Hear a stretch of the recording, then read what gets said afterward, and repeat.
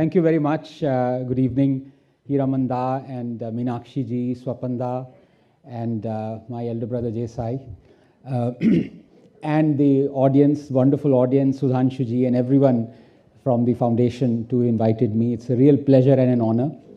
But at the outset, I must warn you that I am always only invited once to a place.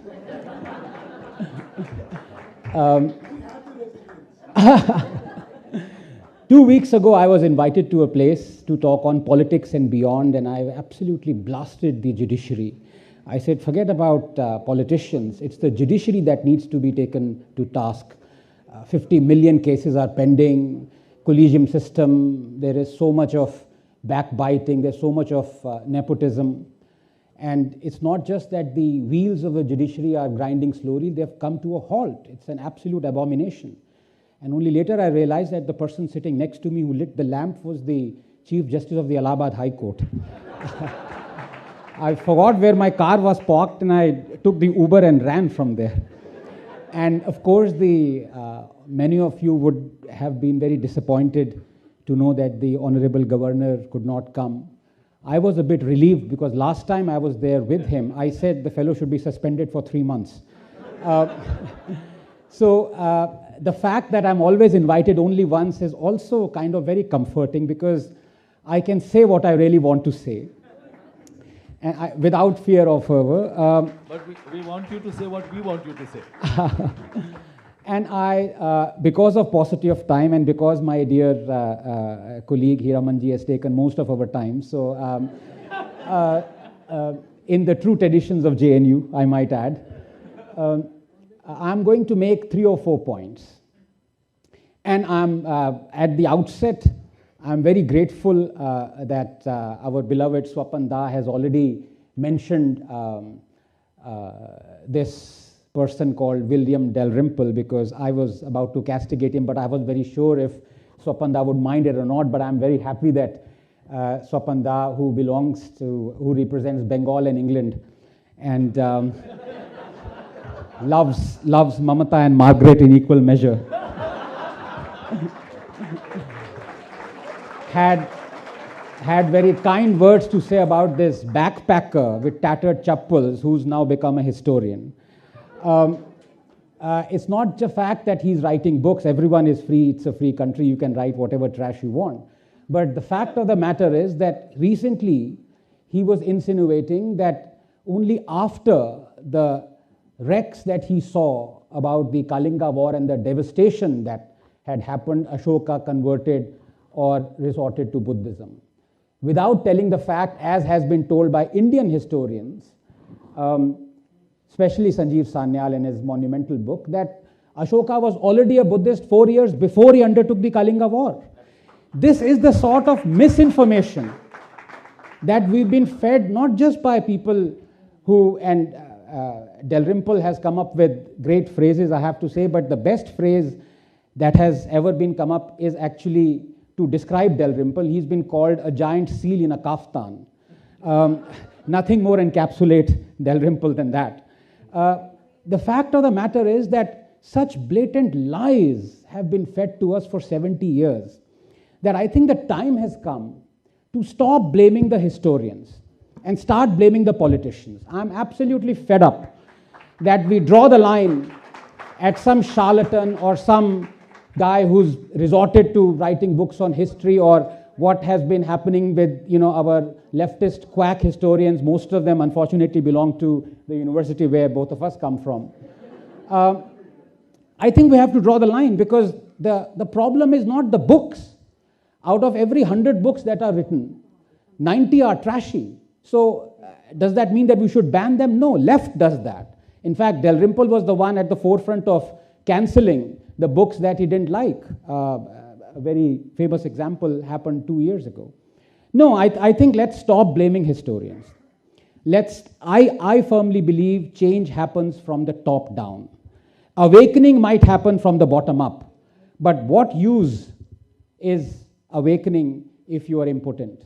What is the point of being woken up by having your shoulders shaken wake up, this is happening, and you find you can't do anything. So let me give you 4 examples very quickly, keeping the time. Let me do a lot of quoting out here, lest I may be liable to defamation, but thankfully Sai is on the thing, so he'll save me yet again. Last time he only took kachori as a fee. I don't know, maybe idlis this time round. Quote, remembering Maulana Azad on his birth anniversary, he is widely admired for his scholarly nature and intellectual prowess. He remained at the forefront of our freedom movement, working closely with other leading lights, promoting unity and brotherhood. Unquote. This is a quote by Narendra Modi. Now let me quote Maulana Azad. Quote, be extremely hard against kafirs, but extremely kind amongst ourselves, unquote.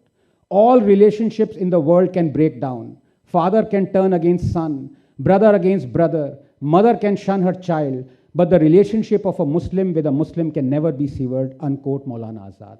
I think we are tired of virtue signaling and political correctness. We are tired of blaming people who resort to writing trash about history. Change has to come from top down. And if the topmost person believes this to be the true facet of our history and what is to be taught in our schools, eulogize these people, then I don't think there is any redemption for this country. Quote, met Muslim community delegation.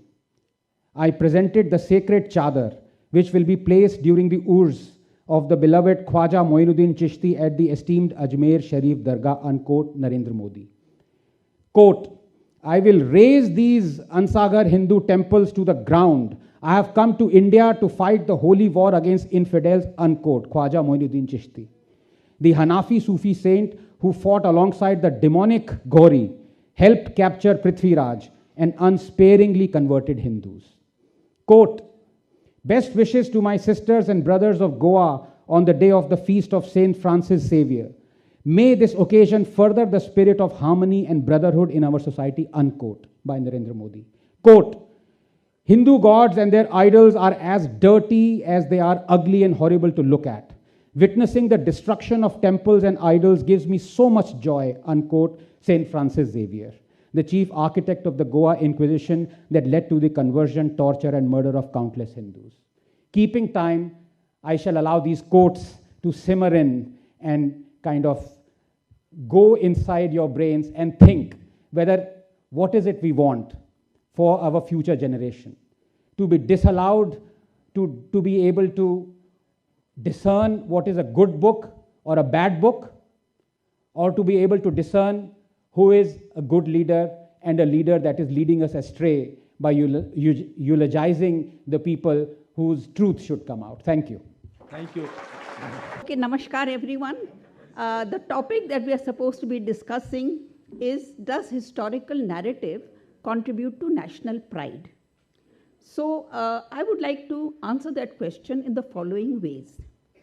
First of all, it depends on who's controlling the narrative. In the colonial period, the narrative was being determined by the British historians. Can you hear me? Is it all right? Yeah. In the British period, the narrative was being dominated by British historians whose only objective was to show the Indians in very poor light as enfeebled people who had nothing going for them. That narrative continued, unfortunately, after independence, when an imported ideology became dominant in the historical narrative. So if you look at the way history was taught in the colonial period and the way it was taught for some decades after independence, there's a remarkable similarity. India was not united, it was weak, it was divided, all that happened. But what I find very surprising is that in the post-independence period, we have consciously, deliberately not given space to native voices.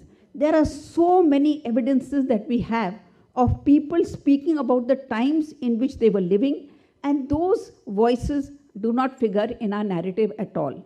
And I'll just give you 4 literary sources which were there available at the time of independence, which have continued to be available, but which have not factored in any attempt at history writing post-independence. So I'll just take 5 more minutes. The first account is by a person who was a minister in Gujarat, one of the courts in Gujarat. He was an eyewitness to the invasions of Mahmud Ghaznavi. So he writes about the invasions, and then he says that Mahmud Ghaznavi, when he was on the way back, he saw another beautiful temple. He tried to dislodge the image and destroy the temple, but he failed. As a historian, I'm not concerned whether this was right or wrong, but for me, the importance of this work is that it is a first narrative of resistance of the medieval period. The second narrative is absolutely remarkable. This first narrative was written in 1024. The second narrative that I'm talking about was written in 1333. That was the time when the Sultanate was at its peak. And there is a person who was also a minister.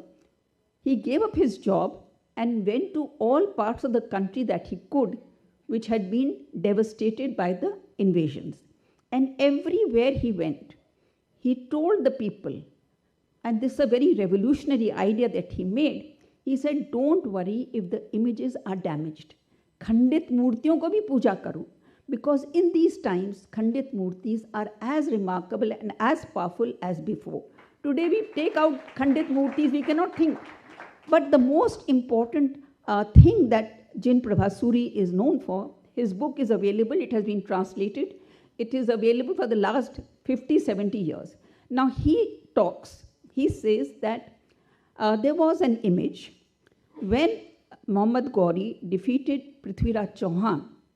Then a message went, keep the images hidden away. So this particular image was buried under sand and kept there for 150 years almost.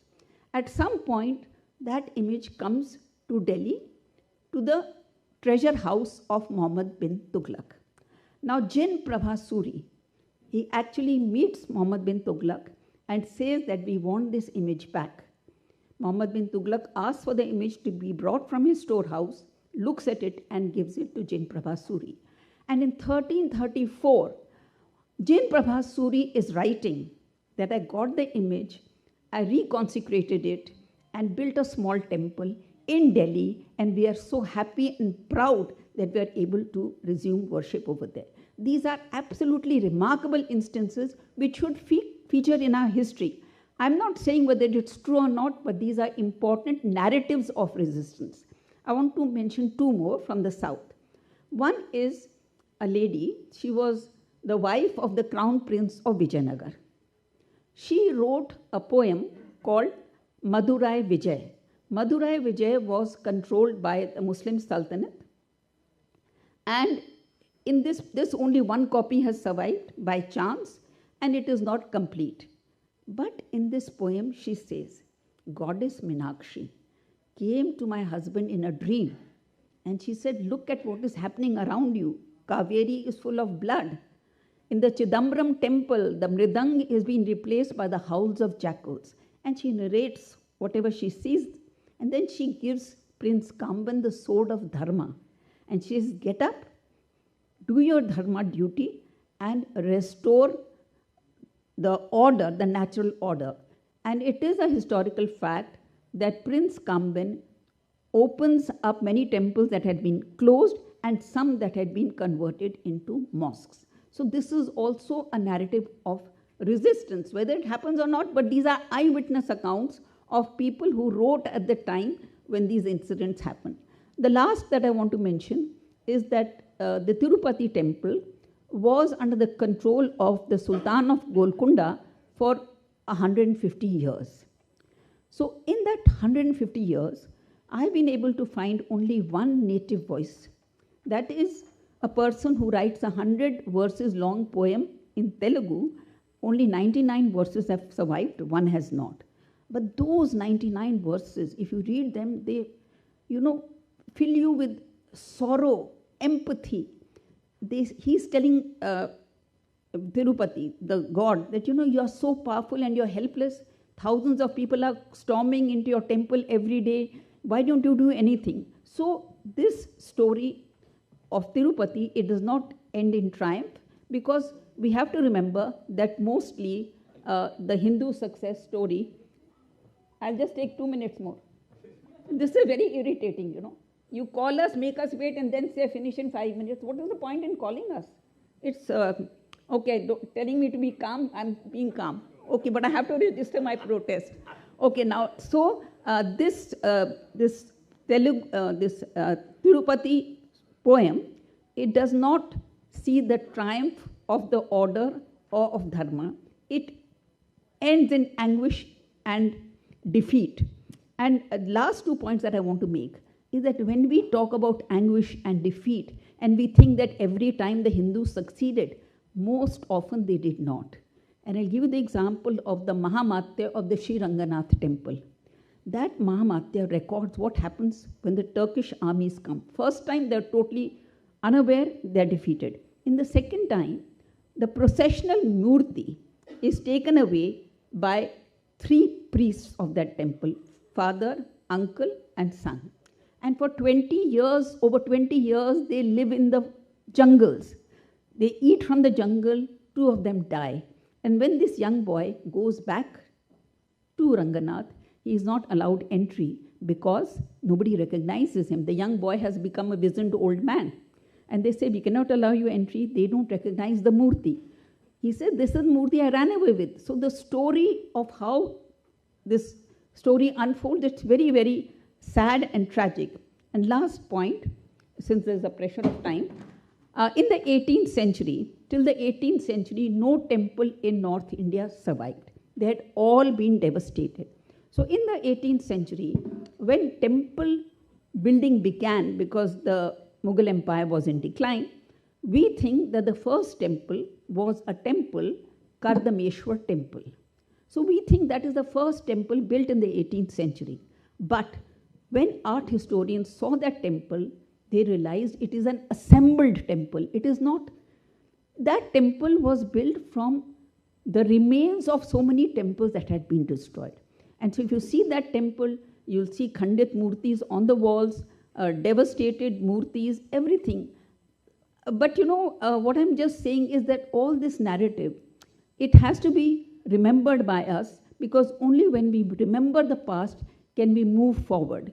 And now India has taken a very big leap forward. People are becoming aware of this suppressed, forgotten history. They are getting joyous when they see that past, and we see a new hope and available in the country. Thank you. Thank you. Thank you. Thank you. Vande Mataram, Jai Shri Ram. I'm coming directly from the court. It's a Sunday, I know, because we have had a long day of conferences with judges today, hence the colonial avatar.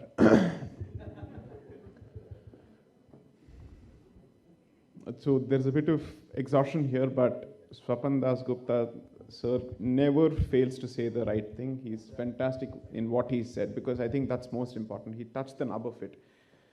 So you've got facts from Dr. Jain. You've got the meta aspect from Swapanda. You've got AK-47 from Anand. Let me just connect all these, because I think that is the advantage of going at the fag end of it. What Swapanda refers to as irreverence is 100% correct, and it's irreverence that comes from being the 90s kid who saw your history being massacred in textbooks. Enough is enough effectively captures a sentiment. From there, you go and you try and arm yourself with knowledge so that you're in a position to disseminate it. Each time you try to present something about your history, the first thing that is missing is empathy, and the first thing that is present is judgment. I don't care for what others think, and this is the sentiment from the Hindu community. So Anand blames politicians, I am blaming the Hindu community. No other community, when presented with this kind of horrendous genocidal massacres that it has survived, reacts with this kind of judgment towards its own ancestors. They were defeated because they were cowards. They were defeated because they lacked Kshatriya spirit. They were defeated because they were divided. They were defeated because they were casteist. They were defeated because they were patriarchal. You can't find nothing positive about your people. What is the point of history if it doesn't take you closer to your people? What is the point of it? If history is meant to be another weapon or a stick that you use to settle scores on social media, burn it. It has no purpose according to me then. If the point is to settle, let's say, debates on social media or in friend circles or to massage your own bloated egos, what is the point of it? How are you remotely doing justice to all the efforts that Dr. Jain has just pointed out? If people shed their blood, their lives, their women, their children, their men, everybody under the sun to protect the Murti, and hundreds of years later, today we have a debate within the Hindu community whether we should take back all the occupied sites. Why should you read history if this is your reaction after becoming aware of the kind of the trouble that we've gone through to recover one place? So what is this about? So is history your weapon to beat the Congress? Is history your weapon to beat the left? Is history a weapon to beat your friend who's a leftist or a Marxist or a communist? Is history a weapon to go closer to your ancestors? Where is the sense of empathy in trying to understand your own people? That is the curse of Indian historiography today. Our reasons for wanting to set right history are fundamentally wrong. Why do you want it in the first place? The opening video that was going on when we sat here, I'm sorry to say this, I mean no disrespect, I found it very difficult to sit through that video. To reduce the sacrifices and the troubles of your ancestors to mere cliches and stereotypes is not done. And the worst part of our history is that it is not in the past, it is a continuing present. The challenges of the past continue today. Perhaps if you were a geographically isolated, let's say, region, so to speak, you can still afford to look at your past with a sense of, let's say, archival sense, in the sense you can look at it, hua tha. So I need to understand in an academic sense, kya hua tha. Everything that has happened is repeating itself. Kal chakra phir se wahin pe aake khada ho chuka hai. The 1920s, according to me, are no different from the 2020s. The only question that I've been constantly asking myself is, at least at this juncture, will we take the right decision instead of making the mistakes of the past? And therefore, when I look at history, I'm blunt about the fact that I'm looking at weaponizing the Hindu mind. I'm absolutely blunt about it from a societal perspective. If you still don't know how to look out for your interest, you deserve everything that you have suffered and everything that will come your way if you don't learn from it. Somebody has to say this. The politician will not. Somebody else has to say this. I'm the last person as a lawyer to discount the importance of power. I'm the last person to say in the larger picture, in the big picture, in the calculus, it doesn't matter. 100% it matters. This congregation has been made possible because of the change from 2014. Let's admit that. But 2014 was made possible because there was a society yearning. Let's admit that as well. The verdict of 9th of November 2019 was made possible because of 496 years of Jaddo-Jahad. By generations of people who did not know whether they'd be remembered or not. Lawyers will get their visibility. Judges will get their visibility. Who is going to talk of the Nihangs and everybody else who fought for 400 years? There was a time when both these communities were fighting together to protect the Kshetra.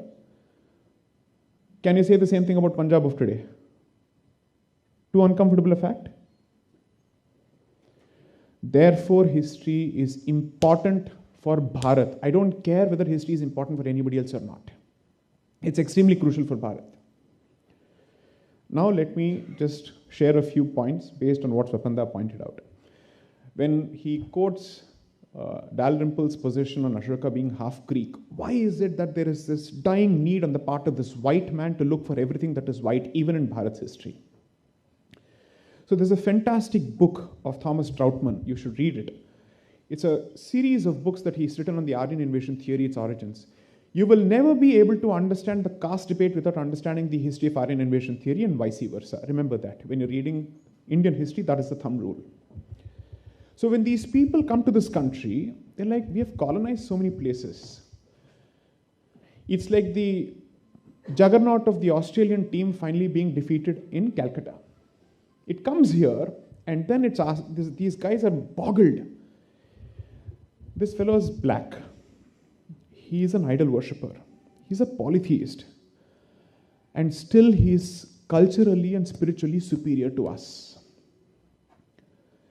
That question is repeated over and over again in their personal correspondence because they're hoping to find a fully inferior civilization, which is a defeated civilization. But a defeated civilization is not necessarily an inferior civilization. That is the realization that leads them to the point. If they are superior in some way, then that superiority must be traced back to us. And hence starts the reverse engineering of Indian history by bringing in the Aryan angle that everything that white stands for victory, and therefore at some point some fellow who was white would have come here, inseminated the blood here, and from there these guys must have become victorious. That is this dying need. So around that period they had something called the Tree of Civilization. The Tree of Civilization is the mapping of different civilizations based on their superiority and inferiority, which they had mapped for themselves, and who you think would be at the top of that particular pecking order. It has to be the white man. How is this entire thing worked out? Language becomes the basis for understanding somebody's race. Their inability to wrap their heads around Sanskrit leads to the conclusion that Sanskrit must necessarily be a white contribution and therefore an Aryan contribution. And from there starts the analysis of the Aryan invasion theory. We continue to spew this nonsense in today's Dravidinist politics in the South. This is literally, pun intended, the Bible of the Dravidinists. Because this is what they swear by when they push their agenda of Brahmin versus non-Brahmin, therefore Aryan versus non-Aryan and Dravidian, therefore North Indian versus South Indian. I say this, I've said this before.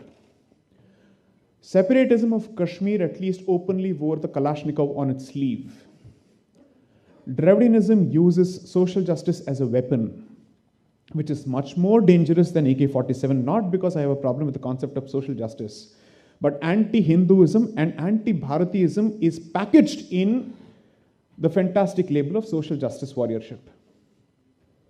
So my suggestion would be, try to use these platforms as moments of creating more actual, practical, weaponizable scholarship, as opposed to creating cults around anybody. If you're truly a land of seekers, then seek the truth and have the guts to present the truth regardless of who is in power. If you choose not to do that, to quote the adage of the colonizer, you're being penny wise and pound foolish. And in the long run, forget the long run. In the next 25-year cycle, which is supposed to be the touted Amrit Kal, you will see everything that transpired in 1924 leading to 1947 repeat itself. I have no interest in burnishing my secular credentials under any circumstances, regardless of who is in the audience. I'm more interested in securing the safety of my people, and my people are the Hindus, period. If you don't operate with that sense of realism, बेचते रहिए सर्वधर्म वड़ा पाव भाजी. Thank you. So I let me open this question with Swapanda, a very short question, because I had a lot of questions from your book, and in one of the places quoting Radha Kumud Mukherjee, you eulogize the fact that he and others were looking at the ancient legacy of India, because there is a running thread which I call the pain in all of your presentations, which is the legacy of the past and what do we do about it. Each of us have different solutions and interpretations, but traditionally what Shapanda you have written there, quoting Radhakrishnan Mukherjee, what he thinks about the ancient past, and this is where we need to look at. And what very quickly, let me say what Sai Deepak just mentioned, that there were scholars who always thought that Sanskrit was a gift of the white scholars. There is a lot to say. I can go on speaking for hours and hours. There is evidence of that, but I would like your comment on that. And you have made certain very, very wonderful remarks in your opening remarks. I think what Sai mentioned about Dravidian ideology is very pertinent in this context. Dravidian ideology not only distorts the history of India, it actually nullifies the existence of India itself. And this is not a new trend. It's just something which has been inherited for a long time, right from the time of the British, who couldn't understand how a nation state born on the model of the Treaty of Westphalia could actually be transported into India, which is based on a completely different cultural, civilizational aspect. Radhakrishnan Mukherjee was one of the very few early people, early nationalists, who tried to trace the idea of India, you know, this idea of India which we talk about so much these days, to our old Shastric knowledge. That's right. And to a very large extent to our epics. And that text, that lecture which he gave to the University of Mysore in 1924, I think, if I'm not mistaken. Yes, yes. Still remains a classic, and that I believe should be made obligatory reading to a lot of people who talk about the idea of India. Thank you, Shapanda. And just connected to this, Meenakshi ji, you can ask him little later. Let me ask you the question that, as I said, all of us are concerned about the narrative which stems from the legacy and how it has been perceived, how it has been mutilated, how it has been presented or appropriated. So this appropriation and rejection is happening constantly in history, and you have given 4 or 5 very important examples. But this narrative of resistance, which Sai Deepak just mentioned, in what way do we intensify intellectually also, particularly here we are concerned with intellectual resistance, because the reparation is too weak a term now for us to use. How do we do it today like you have been doing and these two intellectuals are doing? See, that resistance was always there right from the advent of the invaders. And it continued even till the colonial rule and thereafter.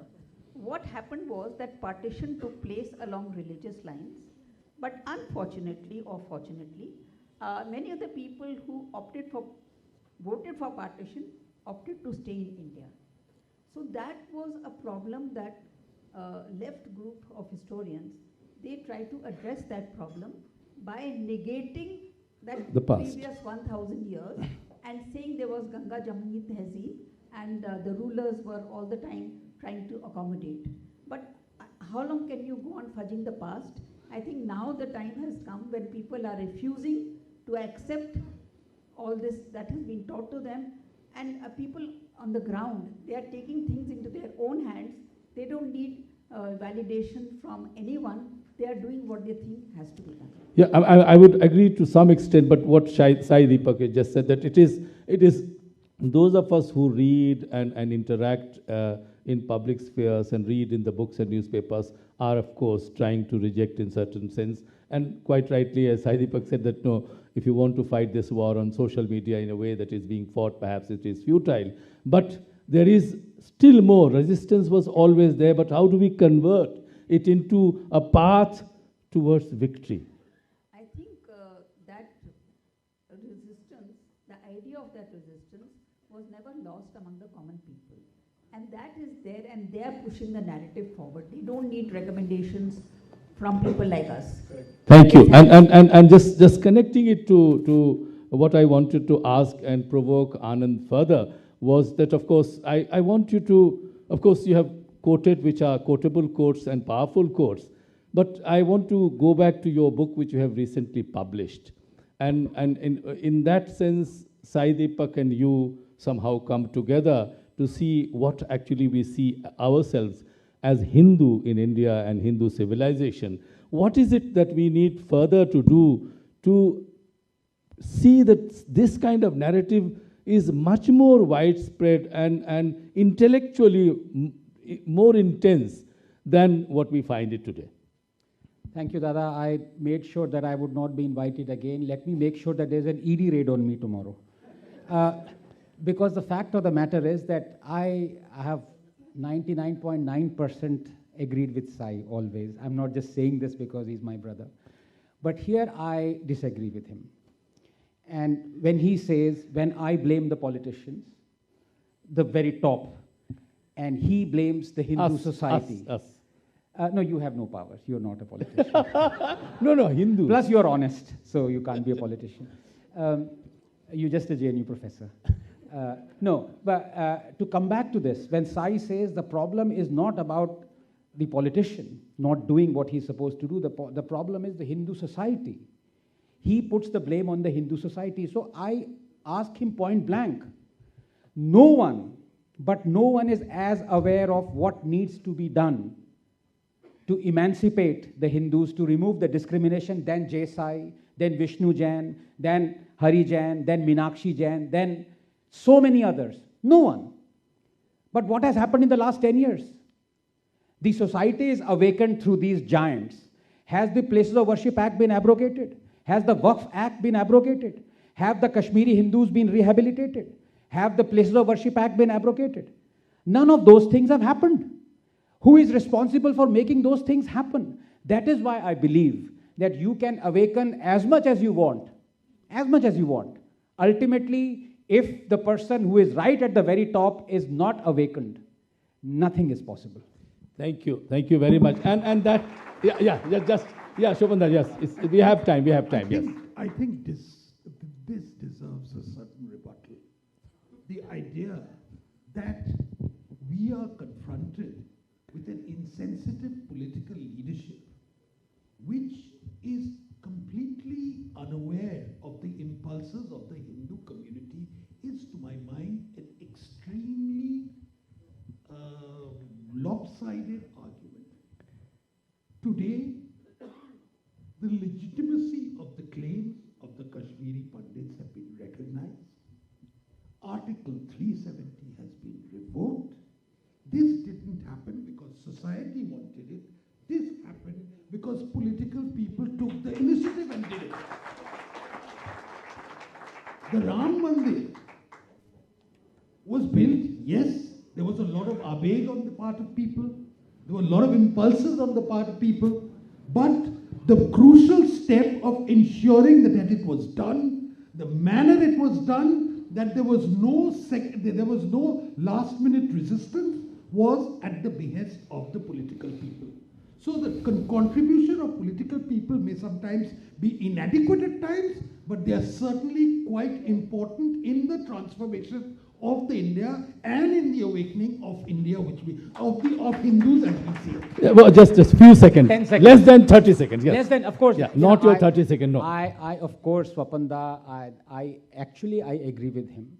But I would have this to say, and I forgot about the temples being under state control continuing for the last 10 years. But besides that, I think what he makes is a very important point. What I would say is that when things are morally and ethically right, patience is not a virtue. For how long will Hindus wait? I admire the resilience of the politicians. I admire the fact that they know what needs to be done. It's just that why should we be eternally patient like Nandi outside Kashi Vishwanath waiting for 400 years? And one sentence from Shobanda, yes. You Yes. give 400 seats Yeah, and Shobanda. then talk about impatience. You give 400 seats and then you talk about Yeah, absolutely. Now, finally, I want to come to Sai Deepak. And I want to change the topic a little, which you haven't touched, maybe because of the paucity of time, and your contribution about Sabarimala is known to everybody. I just want you to explain how do you square that circle, which some people say, of course I understand it, I am on your side, but some people think, why do you have to have a ban of certain kind of people in a temple which should belong to everybody? The problem is I've taken a conscious decision not to use any of my temple cases as calling cards. Because one, it seems then that I'm milking the temple cause for a personal gain, and that's something as a lawyer I'm extremely wary of, and even as a person I'm extremely wary of. All I can say without getting into the merits of the issue is that the division within the Hindu community is there with respect to this temple exposes the fundamental Christianization of the Hindu mind, wherein it fails to wrap its head around the diversity of energy spaces within Hindu dharma. That's one. But you see, the one important conversation in this entire thing that needs to be bridged and addressed, and here I'll play the peacemaker between Swapan and Anand, is just this. The fact of the matter is, fortunately or unfortunately, there is only one political vikalp as far as Hindu interest is concerned as in date.